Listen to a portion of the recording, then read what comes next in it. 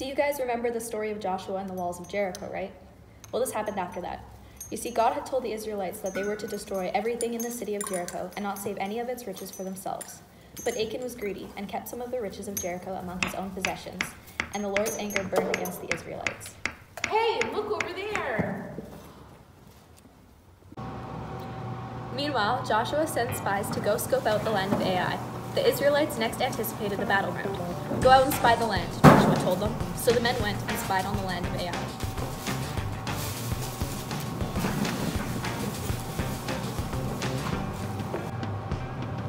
When they returned, they told Joshua, "Do not make our entire army go to this land.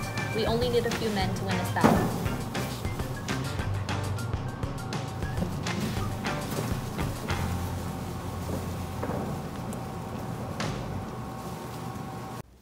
So only about 3,000 men went up to fight the Battle of Ai.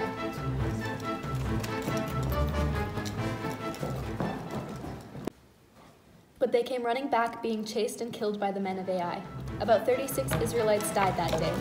The Israelites' hearts melted in fear. Joshua, deeply upset, tore his clothing and fell before the ark of the Lord. He cried, "O God, why have you brought us all the way across the Jordan only to be delivered into the hands of our enemies, the Amorites? We would have been so content to stay beyond the Jordan, but now all the land of Canaan will hear this and wipe us off the face of the earth. And what will that do to your great name?" The Lord said to Joshua, "Why are you weeping before me? Get up, for Israel has sinned and kept some of the riches of Jericho for themselves. Therefore, I will not be with Israel in battle anymore, because they have devoted themselves to things that were to be destroyed, rather than devoting themselves to me. Tomorrow, gather all the people of Israel, and the one who has kept these things should be brought out and burned with fire, because he has sinned against the covenant of the Lord your God." So Joshua arose early and gathered all the tribes of Israel, and it was discovered that Achan had kept some of the riches of Jericho for himself. Joshua told him, "My son, give glory to God and give praise to his name, and tell me the thing that it is you have done."